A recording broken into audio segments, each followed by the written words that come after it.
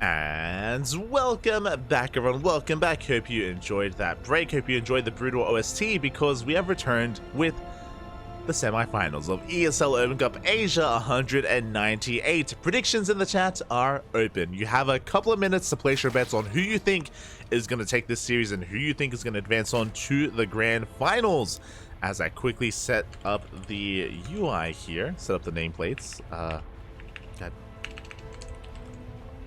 Set up the nameplates, as in the bottom right hand corner we have the South Korean Zerg player representing Mystery Gaming. He used to go by Ragnarok, but he is now SHIN.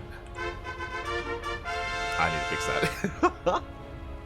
And spawning in the top left hand corner we have his opponent. We have the South Korean Zerg player, the blue Zerg representing CranKy Gaming. It is Dark. Here we go. The ZvZs are upon us, and ZvZs can be very unpredictable. Very unpredictable with how they do turn out. Recently, last night, Dark did defeat Serral. I say defeat Serral. They went 1-1. They went tied in a 1-1 score. So again, Dark has very chaotic ZvZ, but so does SHIN as well. Like, SHIN should not be looked down upon. I understand that it does feel like SHIN is perpetually like number 3 in Korea when it comes to the Zerg players. I feel like SHIN, especially because like of his chaotic nature, he's in the shadow of both Solar and Dark. He just isn't very consistent, unfortunately, as a player. We can even see that reflected in GSL and his either success or his struggles in GSL over the past year, where some seasons he makes it, all the way to the finals, and other seasons he gets shut down in the qualifiers even, or in the first round. So yeah, very inconsistent. Regardless, still an amazing player nonetheless, and we'll see what kind of SHIN we get tonight here. I'm sure maybe he's reinvigorated by the name change, by the change of, again, ID and personality, question mark, the rebranding, maybe that's a better way to put it. And yeah, for now, Hatch Gas Pool, everything is looking normal. Hatch Gas Pool from SHIN and from Dark as well, so standard openers in the ZvZ. We're going to be looking for the third bases. By the time we get into our third bases, that's when we're going to be able to determine how aggressive or how passive our players want to be. There it is. Third base is being taken from both Ragnarok and Dark. And this should be leading us towards Bailey Nests. There it is. We have the Bailey Nest on the way from Dark here, hidden behind the mineral line. Likewise, SHIN throws down his own at around the same time here as a part of the front wall. Now, this is to do one of two things here. One, Dark, by hiding his Bailey Nest, he's making it look like he's skipping Bailings, and he's making it look like he's a little bit more vulnerable, and potentially going right into Roaches instead. So that's something that he's just trying to send out here to his opponents, as Dark is making nothing but Lings, 16 Lings behind this to get into Bailings, or to just get across the map and deny the third base, and maybe even do more than that. Ragnarok happily droning back at home, still not aware of the danger that he's about to be in. And here we go. The links have been revealed. Ragnarok does see this with his Overlord. He knows what's going on. He morphs in Bailings immediately. We have 2 on the way. A third Bailing as well. The Queens are coming down from the main base.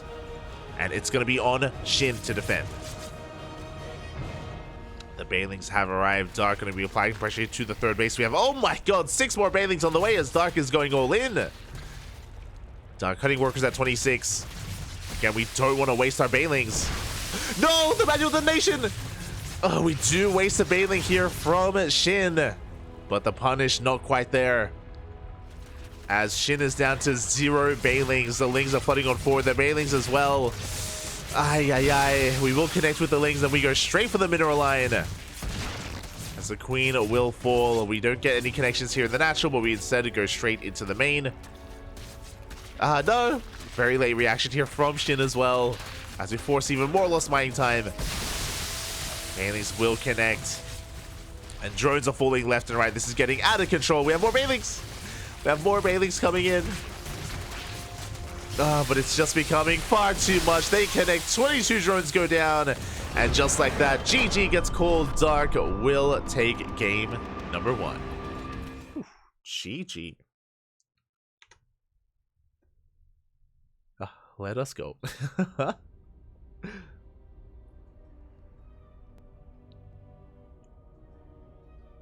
Let us go. And with that, Dark does take the first game again, just ramping up the Ling Bane aggression, and it was on Shin to try to keep up when it came to Ling Bane control, and alas, he barely could not. Again, a little bit of miscontrol out of Shin as well, manually detonating one of those Banelings a little bit prematurely without getting any value out of it. Could that have saved him? That could have saved the first. That could have saved the first queen. That first queen wouldn't have gone down, and then from there we would have had a much stronger defense as well. It would have been a very different game if we had that one Baneling. Could Dark still have won? Possible, very possible that he still would have overwhelmed and gotten out of control. It is hard to know for certain. Regardless, GG. In an instant, the game can end, and now we're getting into game number 2.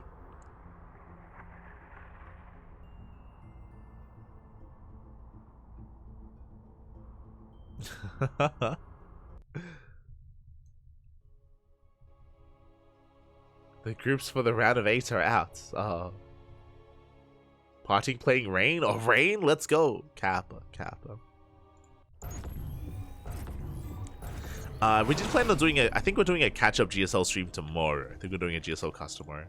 Those that are curious. But we'll get into that later on. And here we go. We're getting into game number 2 and spawning in the top right-hand corner of Hecate. We have... Oh, I do have to fix that. We have the South Korean Zerg player. The Red Zerg representing Mystery Gaming, going for a 15-hatch opener. Oh, let's go. As I quickly just set up the nameplates. It is SHIN. And spawning in the bottom left-hand corner, we have as opponent, we have the South Korean Zerg, representing CranKy Gaming, leading the series 1-0. It is Dark.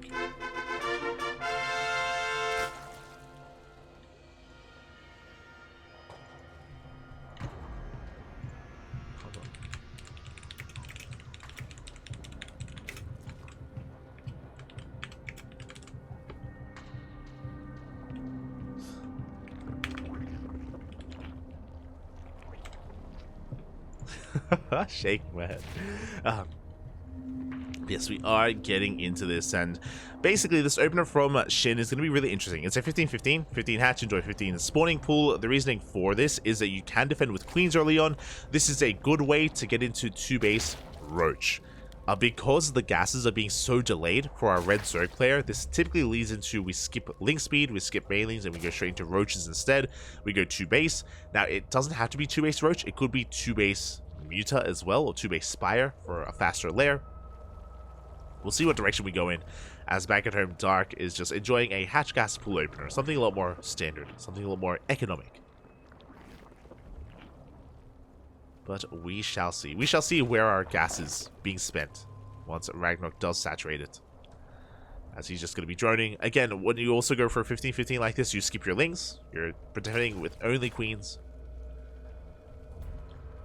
And yeah, as a result, Ragnarok actually won't really have too much scouting information. He does spot the hatch timing with his Overlord, but he doesn't know much else. Again, 0 Lings from Ragnarok.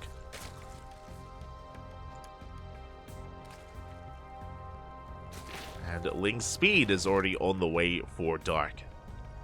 Should be seeing a 3rd base momentarily. Ragnarok even forcing back those Overlords. Ooh, we are actually committing here. We're going all in.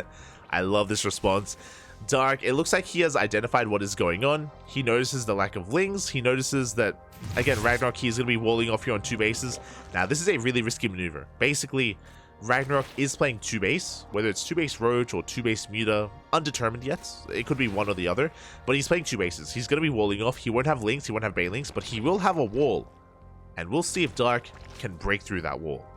As he's cutting workers at 22, Banelings and Lings are on the way, and nothing but Ling Bane. And this is going to be a tough wall to break, but if he does, again, there's nothing behind it. No Lings. We do have Ling Speed on the way. Oh my god. Ragnarok. SHIN. Let's go. Do have Ling Speed on the way here behind this, plus on range as well. And here we go. The army has been revealed. We have a massive amount of Ling Bane rushing across the map. Banelings being morphed in as well. And Ragnarok fully walls off. He now understands how much danger he's in. The Lings, they have arrived. But again, is this going to be enough? The Banelings actually crash into the Roach Warren. I don't think that was quite intentional. But the Lings, they do get on top of the Queens. Not enough for Transfuse. These Queens are going to go down. They will eventually fall. Spinecrawler on the way. The Baileys, they go straight for it. Spinecrawler falls. And we get a surround on all 3 Queens. There's only 1 Queen remaining. 8 Roaches are on the way. With 8 Roaches with the secondary wall, I think SHIN holds. SHIN, he will barely hold on. And Dark doesn't have a third. He doesn't have drones. Dark is still all in. I don't think that he can pull this off, I'll be honest. With this many Roaches, with this SimCity, Ragnarok, he's even droning. That's how safe he feels. That's how confident he is. He's droning behind this, which could kill him, to be fair.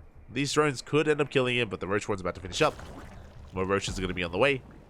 Additional Queens as well. And Dark is going to try to go for the second wave. But again, the longer this goes on, the better it becomes for SHIN.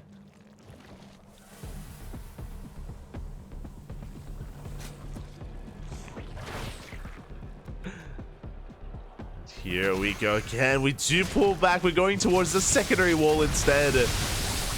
Bailings are breaking through. Oh, the Lings, they're looking for a surround. And it looks like we are barely getting on top of these Roaches. Dark, is he going to be able to pull this off? He squeezed on through. The boys have to be pulled. No Bailings are left, unfortunately, but the Roaches go down. We have 10 Roaches in production. Drones are falling. We can afford to lose some workers. Bear that in mind. SHIN can lose drones, as the Roaches will chase this down. Again, a very close defense. Very close. We're still all in, by the way. Dark is still just setting everything across the map. Lings, they come down to the low ground. The Baileys, they burst in. They take down the Spinecrawler, but it's not enough. GG gets called, and SHIN will hold. GG. And it was a tight hold. Don't get me wrong. For a moment there, I believed in Dark's ability to pull it off, but alas, wasn't quite able to break through, wasn't quite able to cripple enough of the economy, and SHIN will force the ace match. Gonna be forcing out game number 3. Again, it's pretty cut and dry. Basically, SHIN opened up 2 base, and Dark tried to all in him to punish him, the fact that he was skipping his Bailiness and skipping Link speed and all that good stuff. But alas, the wall was a little bit too solid. Really good secondary wall as well. Really good reactions out of SHIN. Really good crisis management. That's maybe a better way to put it. Really good crisis management. Able to muster up his defenses and set up that wall in the middle of a big defense. Very impressive. Very impressive stuff. And with that, we're going to the ace match. It all ends here in game number 3.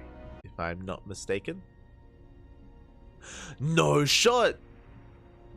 No! Ah! No, I'd forgotten about that. Feels bad, man.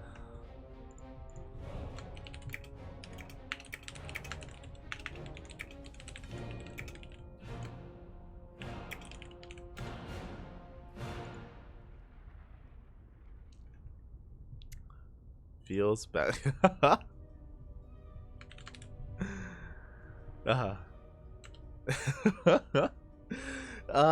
GG, well played.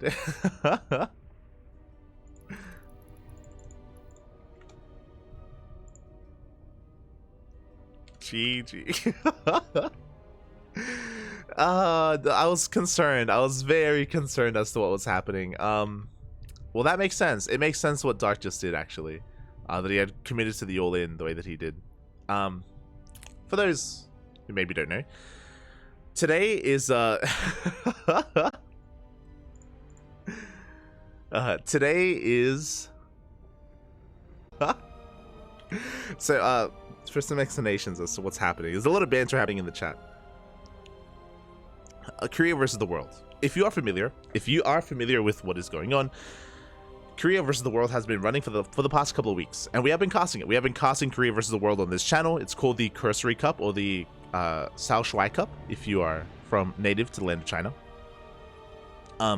It is an event that has been being held over the past couple of weeks, and it's been a lot of fun. It's been very hype. We had a 4v4. We had, you know, Sterile versus Cure, Sterile versus Solar, Solar versus Max Packs, like back and forth, time and time again.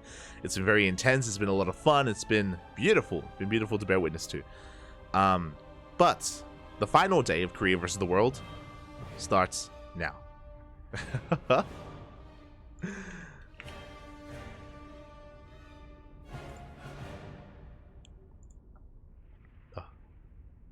Does start now.